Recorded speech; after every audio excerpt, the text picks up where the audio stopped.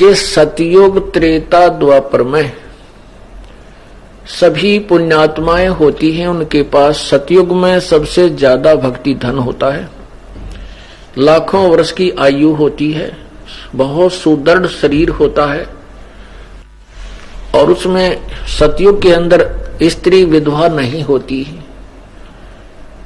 पिता से पहले पुत्र नहीं मरता। ये विशेषकर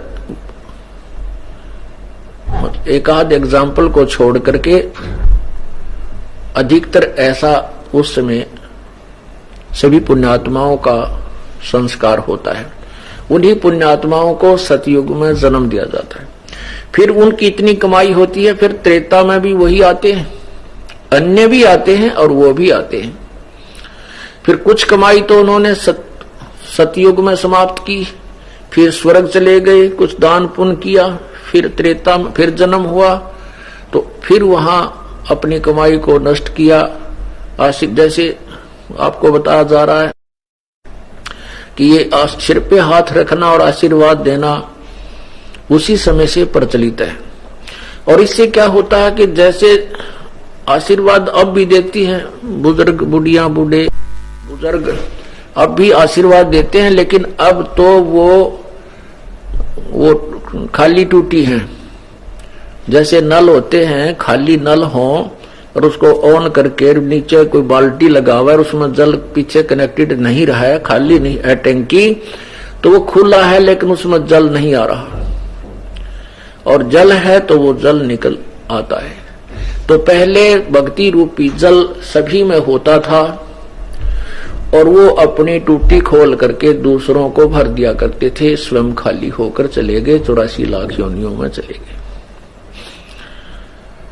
तो अब हमने थोड़ा सा ये भी सावधान होना है। परमात्मा कहते हैं खाले पीले विलसले रे हंसा। परमात्मा कहते हैं कि छोड़ दे पछलों की रीत, पिछलों की रीत को छोड़ना पड़ेगा। जो पहले हम करते थे उन सभी को त्यागना पड़ेगा, क्योंकि वो शास्त्र विरुद्ध थी और हमें अब हानि करते थे। हम आशीर्वाद देते हैं, सिर पे हाथ रखते हैं,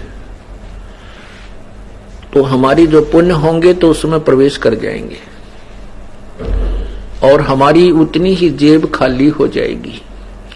तो इसलिए ये भी हमने सतलोक चलने के लिए, क्योंकि हम बिल्कुल पुण्यहीन हैं और अपने पुण्यों को सुरक्षित रखने के लिए ऐसा भी नहीं करना है। अब क्या समस्या आती है कि जैसे हमारी बेटियां हैं जो जिन्होंने उपदेश ले रखा है, वो कहीं ऐसे परिवार में उनका विवाह होता है कि वो उपदेशी नहीं है, तो वो कहते हैं कि हमने बुजुर्गों के पैर छूने पड़ते हैं, नहीं तो एक लोक वेद के आधार से हम निंदनीय हो जाते हैं, दुनिया बात बनाती है। तो उनके लिए हम प्रार्थना करते हैं कि आप चरण छू सकते हो लेकिन अपने चरण नहीं छुआना, क्योंकि हम चरण छुएंगे तो उससे कुछ ना कुछ लेंगे। मतलब हमारा वहां चरण छूने का उद्देश्य ये ना होना चाहिए कि ये मुझे कुछ दान दे या मुझे कोई आशीर्वाद दे, ऐसी भावना नहीं होनी चाहिए।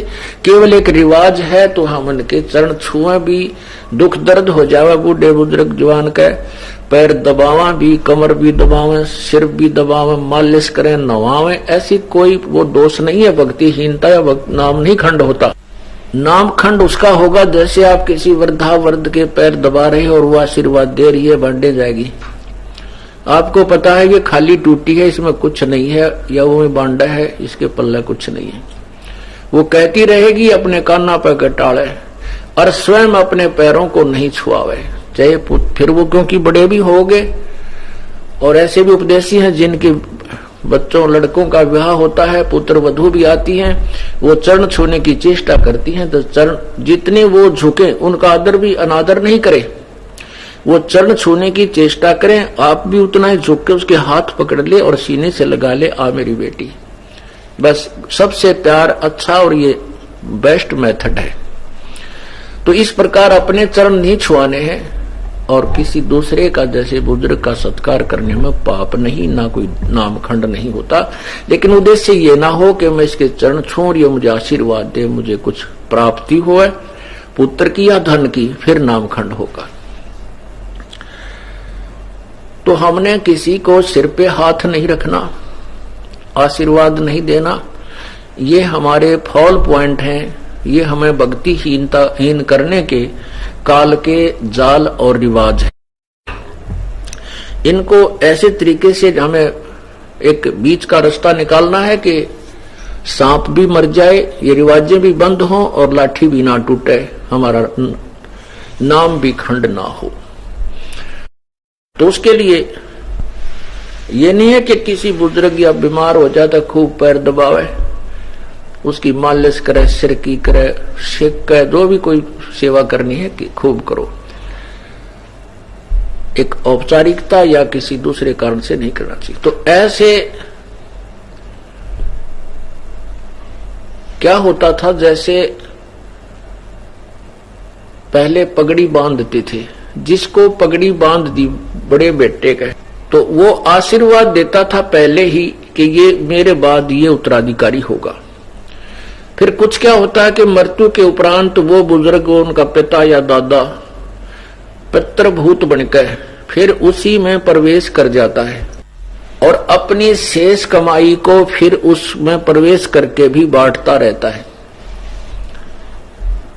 और इस प्रकार वो फिर सीधा पशु योनि में पहुंच जाता है। ये काल का जाल है, परमेश्वर कबीर देव ने हमें बताया है। अब हमने पग पग पर बहुत ही फूंक फूंक कर कदम रखने हैं, यदि आपने इस काल के जाल से निकलना है।